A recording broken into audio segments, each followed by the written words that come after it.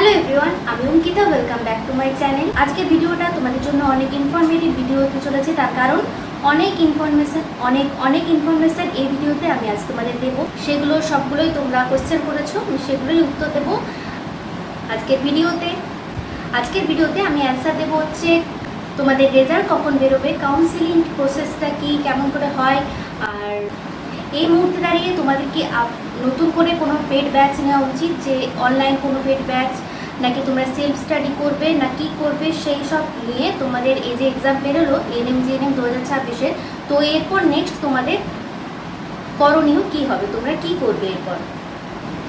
এছাড়াও আরও অনেক কোয়েশ্চেন যেগুলো তোমরা আমাকে করেছো, সেগুলোরই আজকের অ্যান্সার দেওয়ার জন্য এই ভিডিওটা করা। তো পুরো ভিডিওটা অবশ্যই শেষ পর্যন্ত দেখো, কারণ কিছু একটা স্কিপ করলে কিন্তু তোমরা সেই জিনিসটা সম্পর্কে জানতে পারবে না। তো তার জন্যই বলছি পুরো ভিডিওটাই স্কিপ না করে দেখো, তোমাদের হেল্পফুল হবে। তো প্রথম কোয়েশ্চেন হচ্ছে তোমাদের দেখো রেজাল্ট কখন বেরোয়। রেজাল্ট অবশ্যই 2 মাসের মধ্যেই বেরিয়ে যায়, 2 মাস না লাগলেও 1 মাস বা 1.5 মাসের মধ্যেই বেরিয়ে যায় প্রতি বছর।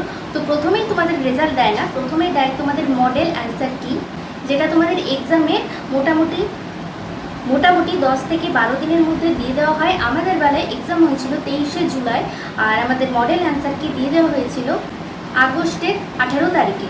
তো এইরকম 10 থেকে 12 দিনের মধ্যে দিয়ে দেওয়া হয়। আর নেক্সট স্টেপ হলো তোমাদের ফাইনাল অ্যান্সার কি দিয়ে দেওয়া হয়। তো আমি আমাদের যে মডেল অ্যান্সার কি, ফাইনাল অ্যান্সার কি, যে নোটিশগুলো দিয়ে দেওয়া হয়েছিল, সেগুলো পিডিএফগুলো আমার ফোনে এখনও আছে। তো সেগুলো আমি তোমাদের সাথে শেয়ার করে দিচ্ছি, তোমরা একবার দেখে নিও সেগুলো, তাহলে তোমাদের আরও বুঝতে সুবিধা হবে। তো দেখো, এই যে এটা হচ্ছে আমাদের মডেল অ্যান্সার কি এর নোটিশ। এটা হয়েছিল 18/8/2023-এ, আর আমাদের এক্সাম হয়েছিল 23/7/2023। আর এটা হচ্ছে আমাদের এএনএম জিএনএম 2023-এর ফাইনাল অ্যান্সার কি, যেটা হয়েছিল 5/9/2023-এ। তো ডেটগুলো দেখলে বুঝতে পারবে খুব ভালো করে যে কখন তোমাদের মডেল অ্যান্সার কি, ফাইনাল অ্যান্সার কি আর রেজাল্ট বেরোতে পারে। তো দেখো, ফাইনাল অ্যান্সার কি এরকম একটা নোটিশ আসে, আর তার সাথে হচ্ছে এই যে নিচে আমাদের 4টে সেটে এক্সাম হয়েছিল, তো প্রতিটা সেটেই ফাইনাল অ্যান্সার কি কোনটা হবে পরপর অ্যান্সারগুলো দিয়ে দেওয়া হয়েছিল।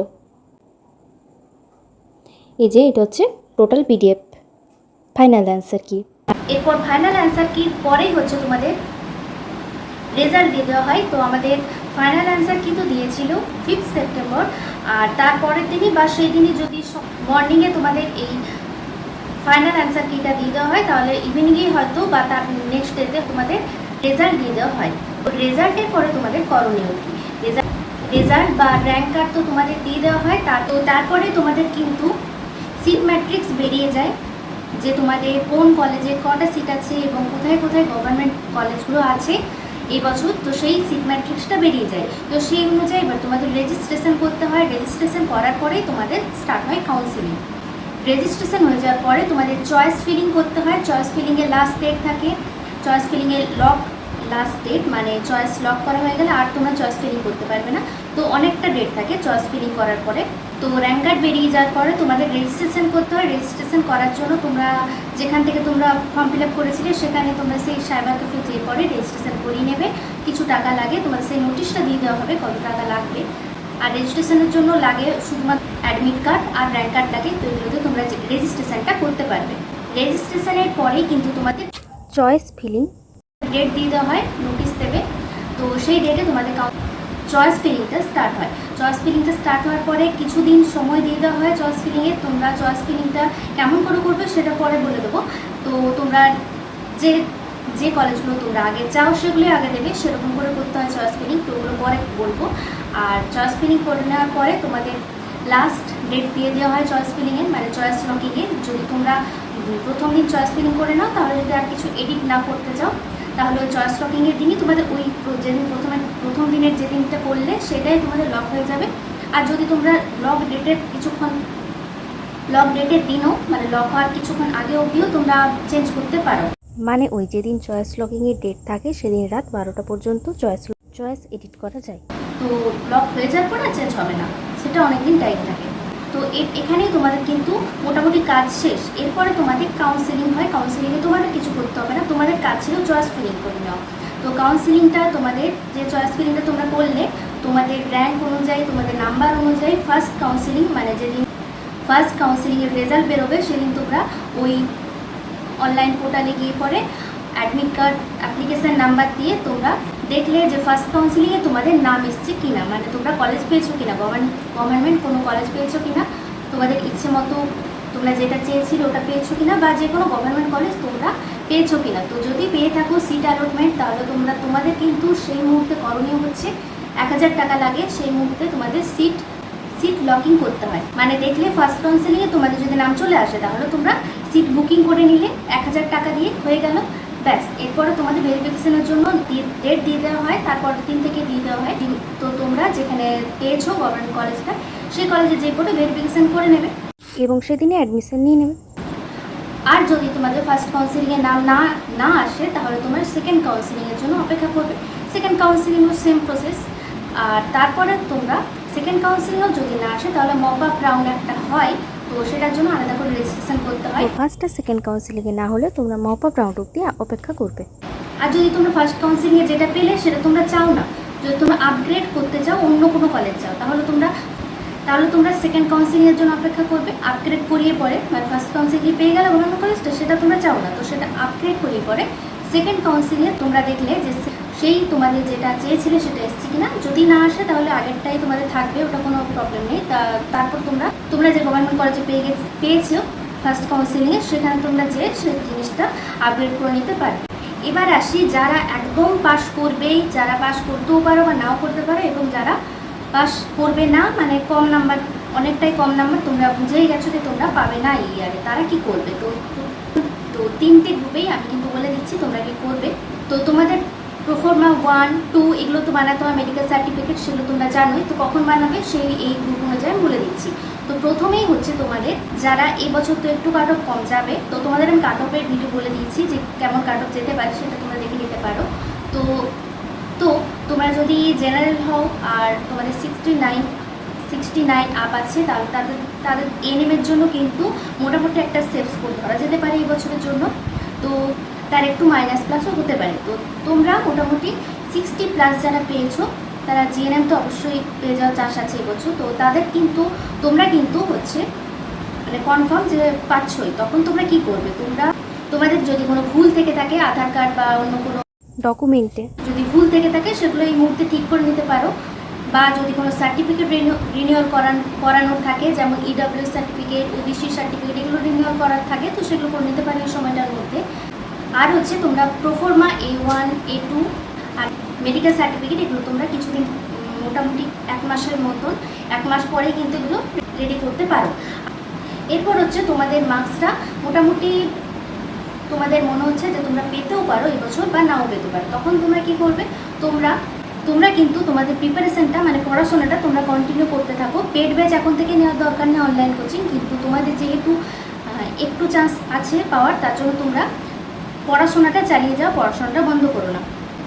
তোমাদের মোটামুটি রেজাল্ট বেরিয়ে যাওয়ার পরেই তোমরা কিন্তু মেডিকেল সার্টিফিকেট আর প্রোফর্মা A1, A2 এগুলো তোমরা রেডি করতে স্টার্ট করতে পারো। তার আগে করার দরকার নেই, টাইম থাকে তখন। আর এরপর আসছে যে তোমরা বুঝেই গেছো যে এই ইয়ারে তোমরা পাচ্ছ না, তখন কিন্তু তোমরা ছেড়ে দেবে, হাল ছেড়ো না, একদমই হাল ছেড়ো না। নেক্সট ইয়ারের জন্য তোমরা পড়াশোনা স্টার্ট করে দাও। তোমরা কিন্তু প্রথমেই অনলাইনে ভালো একটা কোচিং নিয়ে নাও। আর তোমরা নেক্সট ইয়ারের জন্য প্রিপারেশনটা খুব ভালো করে স্টার্ট করে দাও। আর এভাবে স্টার্ট করো, যেমন এই ইয়ারে যেমন কোশ্চেনগুলো এসেছিলো 11-12 থেকে, কিন্তু অনেকগুলো কোশ্চেন এসেছিলো, অনেক লেন্দি, অনেক ক্যালকুলেটিভ কোশ্চেন এসেছিলো। তো সেই রকমই তোমরা সহজ ভেবে আর প্রিপারেশনটা নিও না। তোমরা কিন্তু 11-12টা পড়াশোনা স্টার্ট একটু একটু করে রাখবে। প্রথমে তোমরা 9-10-এর সিলেবাস যেমন আছে কমপ্লিট করে নাও। আর 9-10-এর মধ্যে যে চ্যাপ্টারগুলো আছে সেগুলি, যেগুলো ভার্সেন, মানে যেগুলো ডিটেলসে আরও 11-12 আছে, সেগুলো তোমরা একটু পড়ে নেবে 11-12 বই থেকে। যারা সেলফ স্টাডি করবে, কিন্তু যারা অনলাইন ক্লাস কোচিং করবে, তারাও সেম 11-12টাও কিন্তু দেখবে। কারণ এবছর যেমন কোশ্চেন এসেছিল, ভবিষ্যতে এরকম কোশ্চেন আসার চান্স আছে 11-12 থেকে। তাই তোমরা প্রিপারেশনটা তেমনভাবেই নাও। অনেকে জিজ্ঞাসা করেছিলে যে 11-12-এর বায়োলজি থেকে পড়বে কিনা, তো অবশ্যই পড়বে। এই আগের ইয়ার পর্যন্ত তো বলতাম অবশ্যই পড়বে, কিন্তু খুব একটা না পড়লেও হবে, একটু দেখে রাখবে। কিন্তু এই ইয়ার থেকে তো বলবো অবশ্যই পড়তেই হবে, কারণ তখন হার্ড কোশ্চেনে এসে গেলে তোমরা তখন সেটা খুব ইজিলি ভাবে পেয়ে যাবে, তার জন্যই বলছি। এবং তোমরা কলেজও পেয়ে যাবে নেক্সট ইয়ারে। আরেকজন কোশ্চেন করেছিল যে কলেজ আর এন্ট্রান্স এক্সাম, এই যে এনএমজিএনএম এন্ট্রান্স এক্সামটা, এটা কি একসাথে দেওয়া যায়? তো অবশ্যই দেওয়া যায়। তোমরা সেইভাবে প্রিপারেশনটা করবে। অনেকেই আছে যারা কলেজ কন্টিনিউ করছে আর এটাও পেয়ে গেছে। তো আমার চেনা জানা এরকম অনেকেই আছে যারা এই এনএম জেএনএম যে কোনো একটা পেয়ে গেল, তারপর কলেজটা আর কন্টিনিউ করে না। এরকম তোমাদের অবশ্যই হার্ড ওয়ার্ক করতে হবে, তাহলে কিন্তু তোমরা পেয়ে যাবে। দুটো একসাথে ব্যালেন্স করে যদি তোমরা চলতে পারো অবশ্যই পাওয়ার চান্স আছে। আর তোমাদের এই বছরের কোশ্চেনটা যেমন তোমাদের হার্ড কোশ্চেন এসেছিলো তেমনি ইজিও এসেছিলো, সেরকমই মিলিয়েই তোমাদের পড়তে হবে, যে হার্ডও তোমাদের আয়ত্তে রাখতে হবে। যেমন তোমরা হার্ড কোশ্চেন এলেও পারো আর ইজি কোশ্চেন এলেও তো পারো, সেরকম ভাবেই তোমরা এই বছরের প্রিপারেশনটা নাও।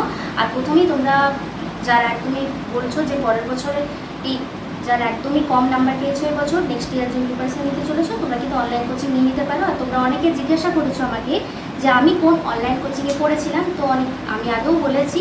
তো তোমরা অনেক সাবস্ক্রাইবার তোমরা অনেক নতুন সাবস্ক্রাইবার আমার চ্যানেলে যুক্ত হয়েছো, তারা জানো না। তো তাদের আমি বলে দিই যে আমি এক্সাম অ্যালবাম থেকে প্রিপারেশন নিয়েছিলাম।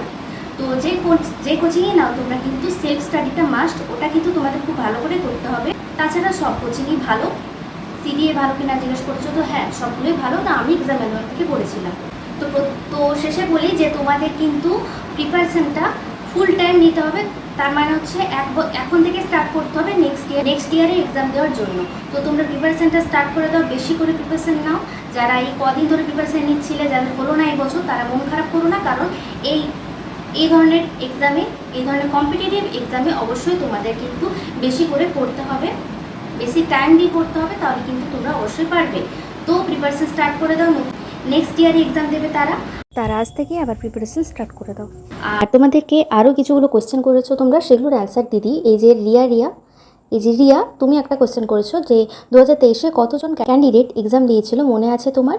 তো ক্যান্ডিডেট বলতে আমার যতদূর মনে হয় 1 লাখ, 1 লাখ এরকম, 1 লাখ বা 1.5 লাখ এরকম ছিল, 1 লাখই মনে হয়। আর 2023-এ জেনারেল এএনএম কত গিয়েছিল, তো আগেও বলেছি আমি, তা বলে দিচ্ছি আরেকবার। জেনারেল এএনএম গেছিলো ওই 67 পর্যন্ত। আর ফার্স্ট রাউন্ডে আর সেকেন্ড রাউন্ডে যারা পেয়েছিল, সেকেন্ড রাউন্ডে ওই 66 অবধি জেনারেলদের লাস্ট গেছিলো। এরপরে সিডি, ইডাব্লিউএস এরা তো পেয়েছিল। পিডাব্লিউডি অনেক কম গেছিলো সেই বছর, 10-এরও কম মার্কসে পিডাব্লিউডি থেকে পেয়ে গেছিলো। আর ইডাব্লিউএসও অনেকটাই কাট অফ কম গেছিলো, ঠিক মনে নেই কতটা। তো ওইরকম জেনারেলদেরটা বলে দিলাম। আর নন্দিনী এছাড়াও আর অনেকেই কোয়েশ্চেন করেছো কোন কোচিংয়ে পড়তে, তো বললাম এই ভিডিওতেই এক্সাম অ্যালবাম। একজন জিজ্ঞেস করেছো মিলি খান, বলেছো দিদি তুমি এনএম করছো নাকি জিএনএম? তো আমি এনএম কমপ্লিট করেছি, আমার ব্যাচটা হচ্ছে 2023 টু 2025, আমাদের এখনও জব হয়নি। তো স্যালারি জিজ্ঞেস করেছো, স্যালারি ওই 29,000 এরকম। সেটা আমি জব পেলে কনফার্ম তোমাদের বলতে পারবো যে আমি কত পাবো তখন। আর যে 7 পে কমিশন, এটা তার পে কমিশন বসার কথা এবং স্যালারি বাড়ারও কথা। তো দেখা যাক কী হয়, যখন পে কমিশন বসবে আর স্যালারি বাড়বে তখন অবশ্যই আমি জানতে পারবো, তখন তোমাদের আমি জানিয়ে দেবো।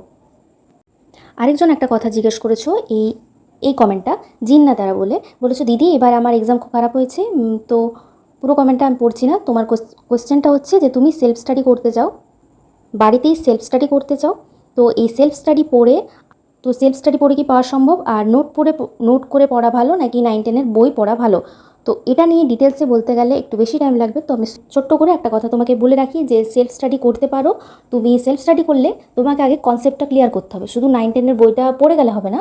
তোমাকে প্রতিটা চ্যাপ্টার, ধর প্রথম চ্যাপ্টারটা প্রথম দিন করছো, সেই চ্যাপ্টারটা তুমি ইউটিউবে একটা ক্লাস, অনেক দেখবে ইউটিউবে ভালো ভালো চ্যানেল আছে যেগুলোতে যেমন পেইড ব্যাচে ক্লাস করান ওনারা রেগুলার, সেরকম দেখবে চ্যানেল আছে। তো সেই চ্যানেলগুলো তুমি ফলো করবে এবং প্রথম চ্যাপ্টারটার নাম লিখে ইউটিউবে সার্চ করে সেই চ্যাপ্টারের আগে কনসেপ্ট ক্লিয়ার করবে।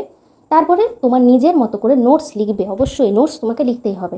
এভাবে প্রতিটা চ্যাপ্টার কমপ্লিট করার পর তোমাকে এমসিকিউ বুক ফলো করতে হবে, বা অনেক এমসিকিউ বুক পাওয়া যায়, সেগুলো কিছু একটা কিনতে পারো। আর তারপরে লাস্টের দিকে মক টেস্টের বই কিনে মক টেস্টটা করতে পারো। আর তারপরে লাস্টের দিকে রিভাইজ করবে আর নিজের নোটসগুলো পড়বে। এভাবেই তুমি সেলফ স্টাডিটা কন্টিনিউ করতে পারো।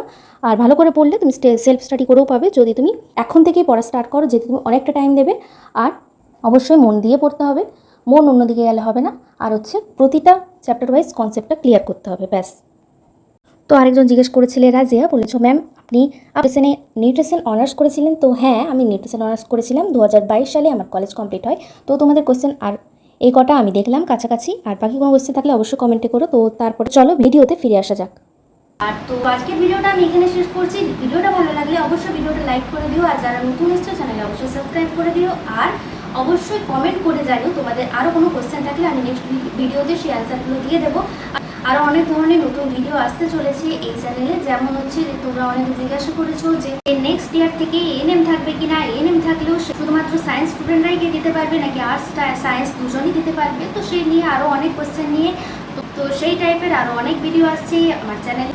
এবং তাছাড়া হচ্ছে এএনএম জিএনএম রিলেটেড এক্সামের পরে আর অনেক ধরনের কোশ্চেন তোমরা করেছো আমাকে কমেন্টে। তো সেগুলোর সব কিছু অ্যান্সার আমি আরও অন্য কোনো ভিডিওতে দেবো। তো দেখা হচ্ছে তাহলে নেক্সট ভিডিওতে। ততক্ষণের জন্য টাটা, সবাই খুব ভালো থেকো।